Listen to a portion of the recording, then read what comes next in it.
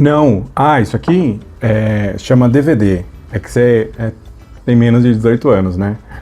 Mas menina, esse daqui é um artefato que a gente usava para assistir filme quando não tinha streaming, tinha cinema, claro, mas a gente não tinha tantos filmes assim, tantas opções para assistir em casa. Então a gente tinha a sessão da tarde, tinha cinema em casa, claro, grandes clássicos, tinha o Tela Quente, o Supercine, enfim. Mas quando isso daqui surgiu, ele substituiu o VHS, que é aquelas fitonas, e foi ali por volta de 95. É a minha coleção pessoal, assim, é uma parte dela, né? Eu cheguei a ter mais de 1000 DVDs, assim, essa parede aqui atrás, ó, cheia, Aí a gente vai doando, vai se desfazendo e tal, veio o streaming e eu fiquei com uma parcela disso. E aqui tá uma parte dessa parcela, entendeu? Uma parcelinha. Não, eu vou limpar, porque fui, né, fazer uma grande faxina aqui em casa essa semana, e aí eu vou dar uma limpada. Se você quiser acompanhar, a gente limpa junto. São alguns dos meus DVDs favoritos. Conversê do Cinema, um podcast sobre o seu filme favorito. Apresentação, Lipe Fonseca. Eu sou o Lipe Fonseca, esse é o Conversê do Cinema, e hoje a gente vai fazer uma coisa diferente. Nós vamos fazer faxina. Na verdade, uma parte da faxina que eu tô fazendo na minha vida essa semana, na verdade, na minha casa, trocando algumas coisas de lugar e pipipi popopó. E aí, graças à minha coleção de DVDs, eu parei a faxina logo depois de 10 minutos de ter começado. Inclusive, redescobri essa camiseta maravilhosa que a minha irmã me deu, tem mais de 10 anos, e aí voltei a entrar nessa camiseta. É uma camiseta que brilha no escuro, não tem como estar focando agora, não tem como mostrar, mas é uma camiseta do Batman, que eu amo, acho muito, muito linda. É daquela loja Piticas, não é uma publi, mas até poderia ser, porque gosto muito. E parei no meio da faxina porque, né, comecei a ver um livro aqui, um DVD ali, e falei, vamos escolher então alguns DVDs aí dos meus filmes favoritos pra gente limpar. Então, vem comigo que eu vou limpar DVD. E vamos comentar sobre os filmes, enquanto tomo o meu cafezinho aqui, o último do dia. O primeiro DVD, Amores Perros, do filme do Alejandro Iñárritu. Eu amo esse diretor, tudo que ele faz. Babel, 21 gramas. 21 gramas, eu também tenho o DVD no...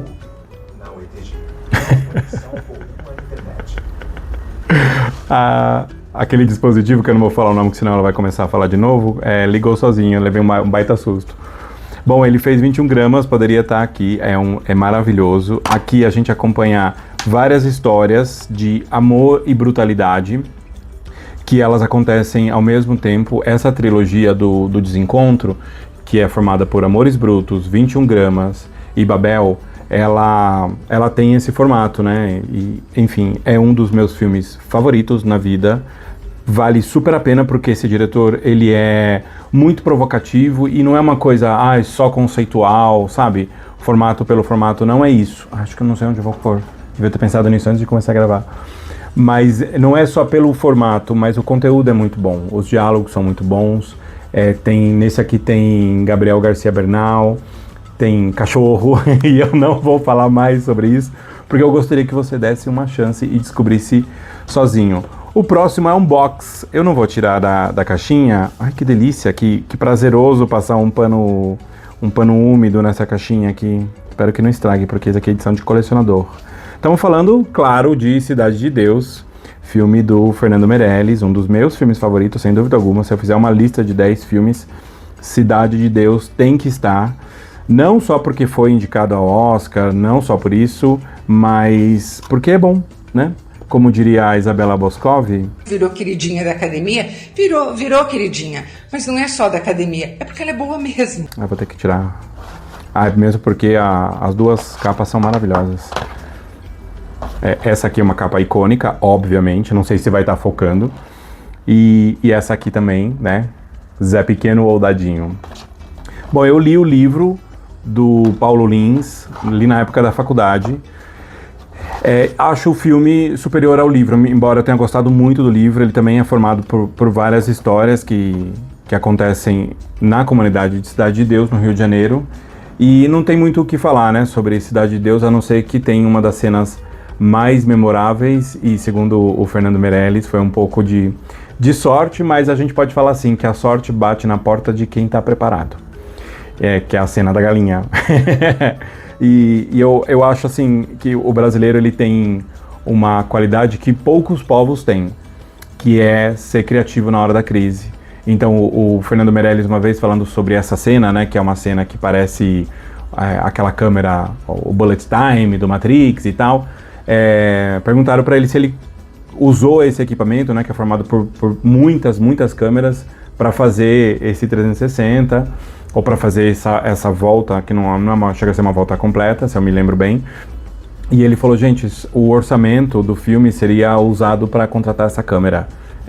É muito caro e a gente é criativo com o que a gente tem, né? Então, Cidade de Deus vai ser para sempre um dos melhores filmes brasileiros e eu diria um dos melhores filmes no mundo todo. Qualquer lista respeitada e respeitável do cinema tem Cidade de Deus e tem que ter mesmo.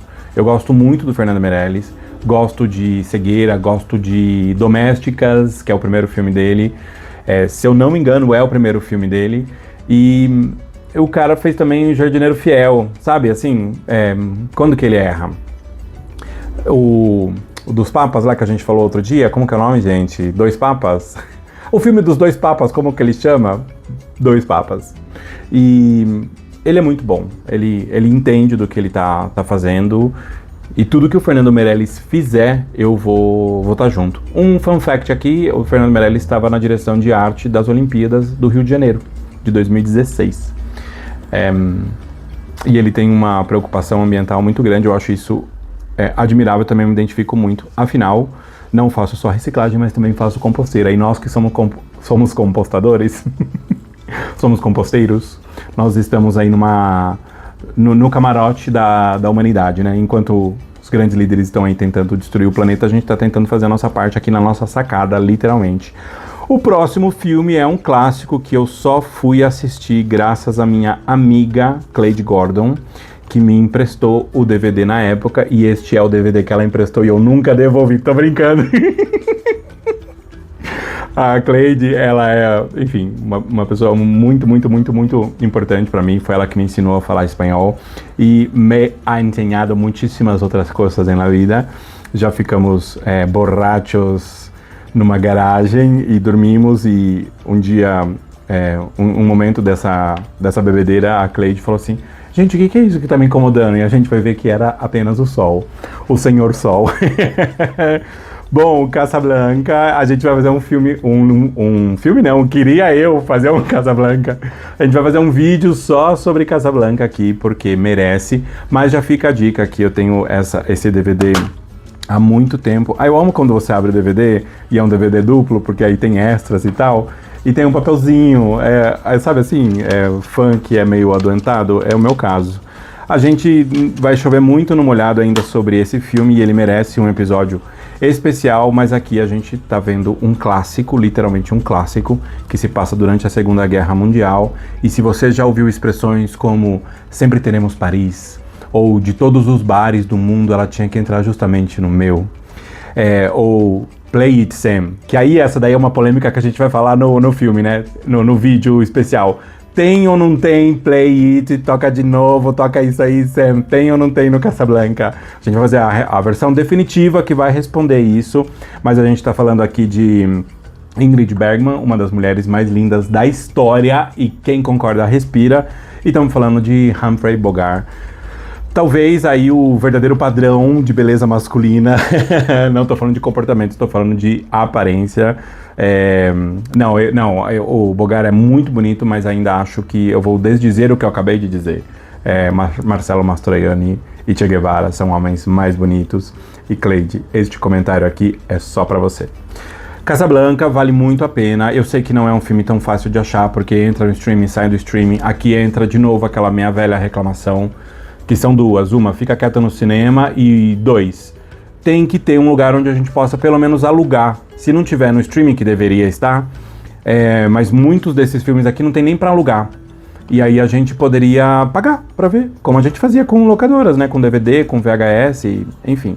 Com jogos, eu lembro de ter alugado jogo de videogame pra jogar em casa. Coloca mais barato, coloca um preço simbólico. A gente sabe que tem várias questões envolvidas de direitos autorais, de atores que já se foram, e produtores, e direitos e tudo mais. Mas mesmo assim, gente, vamos resolver isso aí, porque é acesso à nossa história. Casablanca é a história do cinema.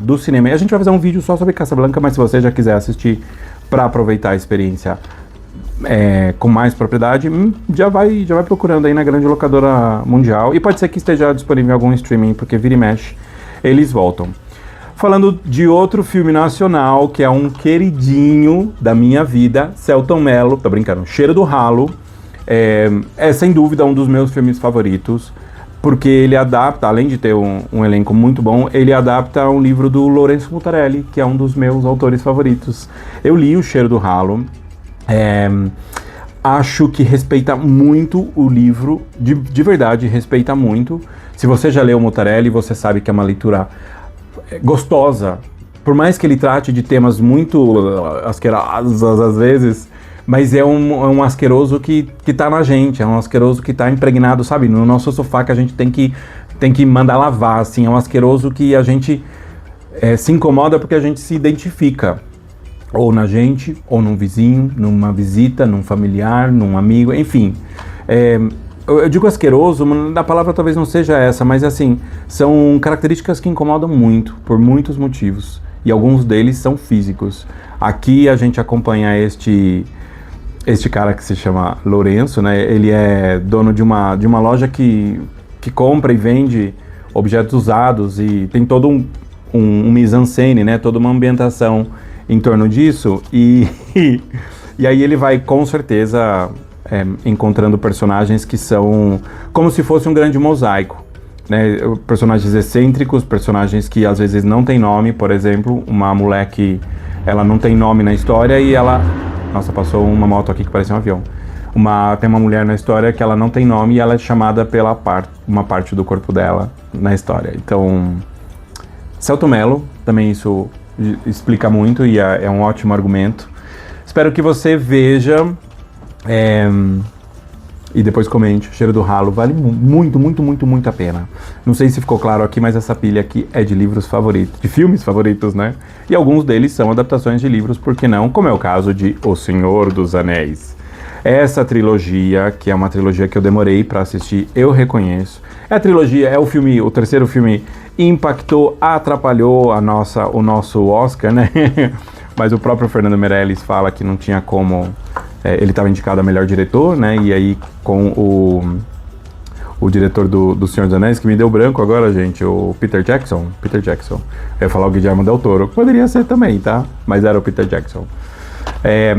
E aí não tinha como. Essa trilogia é sensacional. Se você acompanhou os vídeos do canal, em janeiro eu prometi que eu vou ler o Senhor dos Anéis esse ano. E vou começar com o Hobbit. E que pé que eu tô? Eu nem abri os livros ainda. Mas vai dar tempo, gente. Vamos estar confiando? Vamos estar dando um crédito aqui? A gente também vai fazer, quando eu terminar de ler os livros do Senhor dos Anéis, a gente vai fazer um episódio especial sobre essa adaptação específica. Não sei se vai ser um episódio solo, se vou convidar alguém que tenha lido aí pelo menos um dos livros e gostado dos filmes ou não, pra gente poder debater. Mas Senhor dos Anéis é muito bom, é muito bom. O Nicolas, do Estante que Fala, deu uma dica. Eu não vou fazer isso porque eu realmente quero ler o físico, né? Mas ele falou para começar por O Hobbit e para ouvir o audiolivro, para ir pro audiolivro, porque tem muita música na história, segundo ele. Então, no audiolivro eles musicaram mesmo. É interessante, posso até ouvir para ver como que são essas musiquinhas. Mas quero ler o livro mesmo. O próximo é ele, o DVD de Ela, ou Her em inglês, que é um filmaço. Eu não sei quantas vezes eu já vi esse filme. É um filme do Spike Jonze, do Spike Jonze. Eu que tô zonze, né? Tô zonzinho. E ele é uma resposta. Eu amo essa parte do cinema, tá? Então senta aí que eu vou falar durante 40 minutos sobre isso. É uma resposta a Sofia Coppola, porque Sofia Coppola supostamente fez o Encontros e Desencontros. É um dos melhores filmes dela, talvez o melhor pra mim. Eu amo demais. E tem Scarlett Johansson. Coincidentemente, o ex dela fez um filme, a fofoquinha, chega aí. Fez ela, e quem que faz a voz da Alexa? Quem que faz a voz? Eu não posso falar essa palavra, que senão ela começa a conversar comigo. Scarlett Johansson, ela mesma. Tá passada? Bom, aqui a gente vê o Joaquin Phoenix num dos melhores bigodes da carreira dele, num dos melhores papéis da carreira dele, interpretando esse cara solitário que conversa com essa inteligência artificial e em determinado momento ele acaba se envolvendo mais do que deveria, e é pra mim um dos melhores filmes da história, porque é uma história de amor, é uma história de solidão, é uma crítica muito boa ao que a gente tá vivendo. Esse filme tem mais de 10 anos, a gente tá falando aí de que ano? Esse ano aí que vai aparecer na tela. E eu não consigo ler porque tá em preto e vermelho, e aí o daltônico aqui, ó, fica zonzinho, fica Spike Jonze, entendeu? Enfim. E tudo que ele fala a gente já estava vivendo de certa forma, e aí só foi piorando, intensificando. Haja vista aí os casos de notícias de pessoas que casam com uma inteligência artificial. Não vou nem entrar nesse mérito aí, porque a gente pode falar melhor disso num vídeo sobre ela e sobre a Garota Ideal, que já tem áudio, já tem episódio aqui no Conversê do Cinema, mas aí só em áudio, sobre a Garota Ideal, que acho que se chama Ryan Gosling é a minha garota ideal. Esse episódio é muito bom, porque alguns episódios do Conversê do Cinema eu faço pra me divertir. E A Garota Ideal é um filme que eu posso parar alguém na rua e falar: oi, eu sou o Lipe Fonseca, você já ouviu a palavra de A Garota Ideal? É muito bom esse filme. É um filme canadense, alternativo não, independente. E lindo, do cara que se apaixona por uma boneca, sabe, dessas usadas aí pra entreter adultos. E é uma história belíssima, belíssima, e eu vejo uma relação com ela, que é um filme de desquite, né, gente? É um filme aí pra se vingar da ex. Eu sou time Sofia Coppola, mas eu gosto muito do Spike Jonze, porque ele também fez Onde Vivem os Monstros, que é belíssimo. Esse é um DVD que eu acho que eu não tenho, mas eu posso um dia ir num sebo e dar uma bisoiada. Seguindo a lista aqui, olha só, ela, The Only in the One, Dani Figueiredo. Essa é pra você, minha querida. A Dani é minha melhor amiga, e quando eu falei vou criar um podcast, ela falou assim, eu topo. Ela não era uma pessoa muito de se expor, assim, mesmo sendo linda e inteligente, teremos de matá-la, mas a Dani topou. E eu já falei aqui, né, num dos episódios, ela já veio 3, 4 episódios aqui, vai vir muitos outros, ainda no mês de abril. A Dani topou, e aí a gente foi falar sobre Cisne Negro, esse filmaço. Tem um pedacinho de plástico aqui. E eu tinha acabado de voltar a morar em São Paulo. Foi o primeiro episódio que eu gravei do Conversê do Cinema aqui em São Paulo. E eu não tinha móveis ainda. Então a casa dava muito eco. Esses ecos, eles apareciam eu fiz vários testes de áudio e tal, e interferia e tal. E a maneira que eu achei pra fazer isso acontecer foi entrando literalmente de volta no armário. Eu voltei pro armário depois de tanto tempo, e aí gravei a conversa com a Dani. Obviamente, a Dani tendo riso frouxo, ela não sabia dessa informação, foi saber disso muito tempo depois, porque senão ela não ia conseguir gravar. Esse é um filme, um dos favoritos dela, então ela tinha que estar nesse episódio, e é também um dos meus filmes favoritos. É o grande filme da carreira da Natalie Portman, essa maquiagem icônica. Ela foi fazer aula de balé para interpretar essa moça, não é a Nina, né? Vamos chamá-la de Dani. Não, tô brincando. Vamos chamar ela de Sheer Lady. A Sheer Lady, eu acho que é Nina. Enfim, doesn't matter. Assiste o filme que você vai ver o nome dela. E ela vai... ela faz parte dessa companhia de balé, e eles vão encenar O Lago do Cisne, que aí é a adaptação uma releitura do Tchaikovsky. E ela vai vivendo situações que a gente confunde com a própria ópera. E isso eu acho sensacional, sensacional. Natalie Portman, premiadíssima, Oscar de melhor atriz, não tinha como também, né, negar isso pra ela, porque a academia do Oscar erra, mas também tem limite, né, pro erro. E é belíssimo, tem a Mila Kunis, que eu adoro. Tem esse cara, é um francês que mora no Brasil e fala português, Vincent Cassel. Vocês já viram ele no Pedro Bial falando no português? É tão legal, ele é casado com uma brasileira, com uma carioca. E é muito, muito bonitinho ele falando português. Gosto muito do Vincent Cassel, porque ele também é esse cara meio Selton Mello, meio... Eu só consigo comparar ele com o Selton Mello, que valoriza muito o cinema. Então ele vai fazer sim um blockbuster, mas ele também vai fazer um filme fora do circuito hollywoodiano, né? A gente segue a lista aqui, e aí chocando 0 pessoas, Kill Bill, volume 1 e volume 2. Obviamente tem o DVD já há muito tempo, e aí tem até uma tatuagem aqui de Hattori Hanzo. Tem episódio só sobre Kill Bill, aí a versão estendida e unificada, que está nos cinemas ainda, deve ficar ainda mais, talvez eu chutaria mais 1 ou 2 semanas. Se você tiver paciência para assistir um filme de 4 horas e meia, eu te dou esse spoiler, que é uma das experiências mais legais de se fazer no cinema. Deixar secando fora da caixa. Kill Bill, gente, vale muito a pena assistir aí o episódio só sobre isso, porque o Uma Thurman arrasa, Tarantino arrasa, Daryl Hannah arrasa e Tananina. Seguindo a lista aqui, eu achei que ia ser até mais rápido esse vídeo, ia ser mais curtinho. Vamos falar de um documentário, que é um dos melhores documentários já feitos nesse país, 199, ou 199, o mercado que vende palavras, um supermercado que vende palavras. É dirigido pelo Marcelo Mazagão, que eu conheci na época da faculdade, graças ao professor Carlos Liebman. Por onde andará Carlos Liebman? Professor de antropologia, de realidade regional, de filosofia. Não, filosofia não, antropologia. Ele deu aula de sociologia também pra gente, ele é sociólogo. Esse documentário aqui, como toda a obra do Marcelo Mazagão, é extremamente provocativo. A gente vê situações que elas são encenadas, né? São situações encenadas, mas que tem a ver com o nosso dia a dia. Como, por exemplo, uma pessoa chegar para sacar o dinheiro num caixa desses de autoatendimento, né? Num caixa eletrônico, e começar ali simular uma atividade adulta, que não podemos mostrar aqui no YouTube. Vi outros documentários dele, e o mais famoso é Nós que Aqui Estamos, Por Vós Esperamos, tá até aqui, não sei se vai estar focando. Esse é um documentário que eu tenho também, ele está espalhado em algum lugar dessa casa, que é uma casa gigantesca, de 3 andares, 300 metros quadrados, enfim.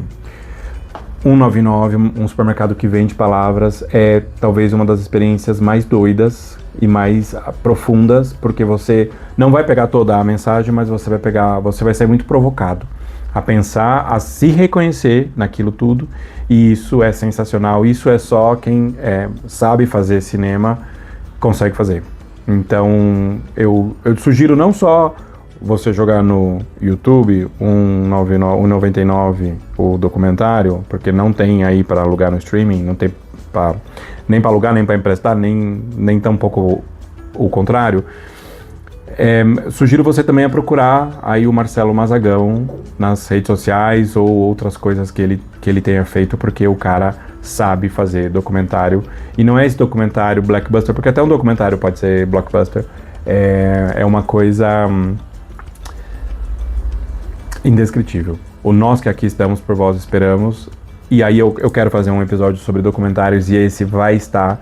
Ele é um dos meus 3 ou 4 documentários favoritos, sem dúvida alguma. Mas eu acho que 1,99 ele conversa mais, por isso que eu selecionei.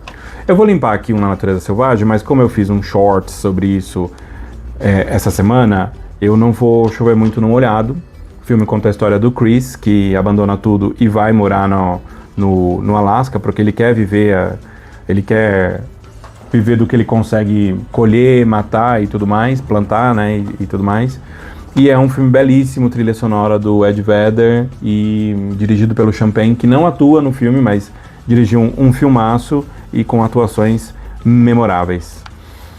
amo Na Natureza Selvagem, amo demais. Aliás, tenho uma tatuagem que fala sobre isso, da felicidade só é real quando ela é compartilhada, que é uma das mensagens do filme, e eu tenho essa mensagem por conta do filme, né? Eu tenho 2 tatuagens de cinema, e se der tempo, esse ano ainda faço, se der tempo e dinheiro, esse ano eu ainda faço outras lá com o Tico Tatu, que é o meu tatuador oficial. Vou falar de um filme agora, já até limpei aqui. Gente, esse filme aqui, ele me dá muita vontade de chorar, porque não é que ele é só triste, ele é triste e bonito. Direito de Amar, ou A Single Man em inglês, acho que é isso, A Single Man. Conta a história do George, que é interpretado pelo Colin Firth, e, e ele perdeu o companheiro dele. A gente já vê isso, o filme já começa assim, ele é um professor universitário, e ele tem que lidar com isso. O filme é dirigido pelo Tom Ford, o estilista Tom Ford, que é o mesmo diretor de Animais Noturnos, e ele é um filme belíssimo, assim, não tem como você não se emocionar se você é uma pessoa LGBT, se você não é, e se você é uma mulher que tem um amigo gay ou convive com uma pessoa LGBT, tem um personagem aqui que é o personagem da Julianne Moore, que é essa amiga que todo viado tem, sabe? Essa amiga que você, se você, por exemplo, abrir um salão de beleza, essa amiga vai estar lá no primeiro dia. E ela vai fazer questão de ir lá, assim, pelo menos uma vez por mês, para dar uma força, porque ela tá sempre nos seus projetos, ela vai vir pro podcast para falar de cisne negro, ela vai segurar tua mão na hora que você mais precisar. E esse tipo de coisa a gente não pode esquecer. Direito de Amar é um filme que eu recomendo para você. Ele é um soco no estômago seguido de um grande abraço, porque a gente acompanha não só o luto do George, mas também como que ele tá tentando se reerguer. Eu acho que você vai gostar. Ele não é um filme tão fácil de achar, infelizmente, mas ele pode voltar aí no streaming ou você pode procurar aí na grande locadora mundial. Vou deixar isso aqui por último, porque acho também belíssimo, e vou falar de A Montanha dos Sete Abutres, um filme do diretor clássico Billy Wilde, enfim, o Billy. Que a gente tem que assistir na faculdade de jornalismo. Eu gostaria muito de fazer um episódio ou uma lista sobre filmes indicados aí para jornalistas e sobre o jornalismo. Esse aqui, não sei porque ele tá sujo por dentro. Esse aqui, ele conta a história de um repórter que encontra uma oportunidade aí para para fazer a notícia render. Durante um desabamento aí numa mina terrestre, o personagem do Kirk Douglas, né, que é o pai do Michael Douglas, ele é esse repórter e ele vira o interlocutor desse cara que tá dentro da mina. E ele convence o cara, sabe assim, a tomar decisões para poder prolongar aí a notícia, porque é a grande história da vida dele como jornalista. É um filmaço, é um super clássico. Se você gosta de jornalismo, se você gosta dessa ambientação de filme clássico, eu recomendo de olho fechado. A Montanha dos Sete Abutres é essencial para quem estuda comunicação. E aí, por último, para terminar esse vídeo aqui, o primeiro que disse, meu Deus, que filme fantástico, que filme maravilhoso. Acho que eu não mostrei a capa do Montanha dos Sete Abutres, tá aqui para quem não viu. E aqui a gente tá vendo um filminho italiano do meu coração, um filme que eu assisti no cinema. Conta a história de uma família italiana. Esse também é um filme que mexe muito comigo, porque me identifico demais, né? Os personagens são incríveis. A gente tem esse cara que é o principal, que ele sai da vila dele, né, da cidade dele, vai para Roma. Ele se assume em Roma e aí ele volta para a família para se assumir. Na noite anterior desse outing, ele fala pro irmão dele, amanhã eu vou me assumir pra família. Aí o papai, né, tem que lidar e tal, porque meu namorado tá vindo aí e tal. E aí, o primeiro que disse tem esse nome porque o irmão vai e conta algo mais chocante, mais surpreendente antes desse rapaz. E aí, gente, a família desmorona e mostra, ao mesmo tempo, uma grande hipocrisia da tradicional família, mas também como o amor ele vence essas questões. Eu posso falar sobre mim, né? A minha história é parecida, não pelo fato de ter um irmão, mas pelo fato de ter, que eu não tenho irmão, tenho uma irmã, mas não por essa situação, é parecida porque também é muito difícil você sair do armário, é muito, muito difícil, mas quando tem amor envolvido na família, a gente consegue superar isso. Se você encontrar esse filme, vai num sebo, procura, joga no Google, vê se tá em algum streaming, procura aí na grande locadora mundial. Eu acho que você vai amar, porque inclusive tem um flashback que conta a história da avó dele. Meu Deus, que cinema, sabe assim, ó, Absolute Cinema. Eu amo esse filme. Como que chama em original? Tutti la famiglia unita. Eu não sei, eu amo italiano e falo isso com todo o respeito. Eu não vou saber aqui enfim, não vai ter aqui e tá tudo bem. Depois a gente procura aí no Google. Você que se vire também, eu não vou entregar tudo mastigado. Obrigado por me acompanhar na limpeza aí dos meus DVDs. Alguns dos meus filmes favoritos estão aqui nessa lista. Se você gostou desse conteúdo, começa aí a seguir o canal, deixa aquele like maroto e comenta aí o que você achou de algum desses filmes aí, porque eu gosto muito de ler os comentários. E um dia eu vou fazer um vídeo aqui só selecionando aí os melhores comentários pra gente poder dar uma devolutiva. A gente tá conversado e a gente volta no próximo episódio. Até lá!